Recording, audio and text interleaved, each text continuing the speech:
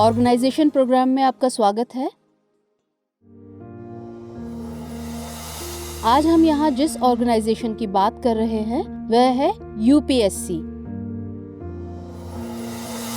तो आइए सबसे पहले इसका परिचय देखते हैं। यूपीएससी का पूरा नाम संघ लोक सेवा आयोग यानी यूनियन पब्लिक सर्विस कमीशन है। यह एक स्वतंत्र संवैधानिक निकाय है और भारतीय संविधान के 14वें भाग में अनुच्छेद 315 से 323 में इसका वर्णन है। अब इसकी पृष्ठभूमि को जानते हैं। भारत में सिविल सेवा की अवधारणा 1854 में ब्रिटिश संसद की प्रवर समिति की लॉर्ड मैकाले की रिपोर्ट के बाद रखी गई थी और इस रिपोर्ट में ईस्ट इंडिया कंपनी की संरक्षण आधारित प्रणाली के स्थान पर प्रतियोगी परीक्षा के द्वारा प्रवेश के साथ योग्यता आधारित स्थायी सिविल सेवा प्रणाली लागू किए जाने की सिफारिश की गई थी।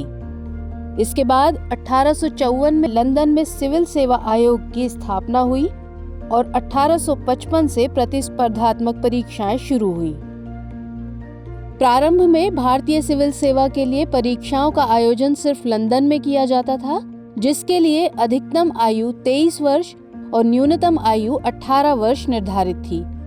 रविंद्रनाथ टैगोर के भाई सत्येंद्रनाथ टैगोर पहले ऐसे भारतीय थे जिन्होंने 1854 में सिविल सेवा परीक्षा में सफलता प्राप्त की थी।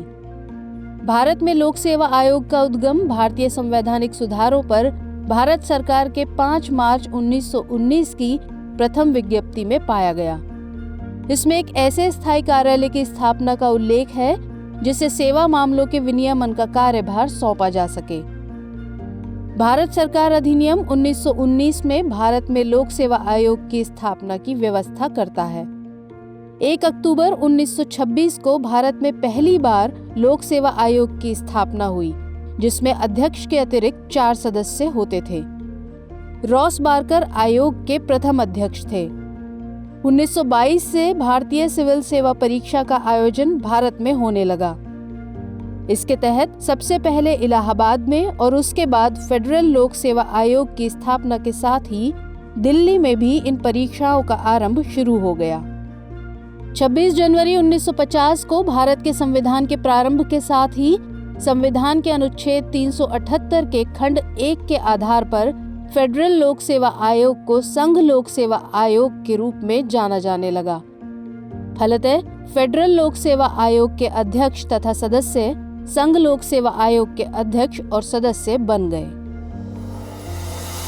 अब इसकी संगठनात्मक संरचना की बात करें तो इसमें एक अध्यक्ष होता है, जबकि सदस्यों की संख्या 9 होती है। अध्यक्ष तथा सदस्यों की नियुक्ति राष्ट्रपति द्वारा की जाती है। इनका कार्यकाल 6 वर्ष अथवा 65 साल की आयु, इनमें से जो भी पहले हो तक होता है। आयोग के वर्तमान अध्यक्ष डॉक्टर प्रदीप कुमार जोशी हैं। अब जानते हैं इसके कार्य। संविधान के अनुच्छेद 320 के अंतर्गत आयोग के कुछ कार्य बताए गए हैं, जैसे संघ के लिए सेवाओं में नियुक्ति हेतु परीक्षा आयोजित करना, साक्षात्कार द्वारा चयन से सीधी भर्ती करना, प्रोन्नति, प्रतिनियुक्ति और आमेलन यानी एब्जॉर्प्शन द्वारा अधिकारियों की नियुक्ति करना, सरकार के अधीन विभिन्न सेवाओं तथा पदों के लिए भर्ती नियम तैयार करना और उनमें संशोधन करना, विभिन्न सिविल सेवाओं से संबंधित अनुशासनिक मामले देखना और भारत के राष्ट्रपति द्वारा आयोग को भेजे गए किसी भी मामले में सरकार को परामर्श देना, ये सभी इसके कार्य हैं।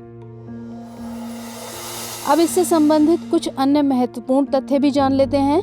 यूपीएससी के अध्यक्ष या सदस्यों को राष्ट्रपति संविधान में वर्णित आधारों पर ही हटा सकते हैं, यानी उन्हें पदावधि की सुरक्षा प्राप्त है। आयोग के अध्यक्ष और सदस्यों को वेतन, भत्ते और पेंशन सहित सभी खर्चे भारत की संचित निधि से प्राप्त होते हैं। यूपीएससी का अध्यक्ष कार्यकाल के बाद भारत सरकार या किसी राज्य सरकार के अधीन किसी और नियोजन का पात्र नहीं हो सकता।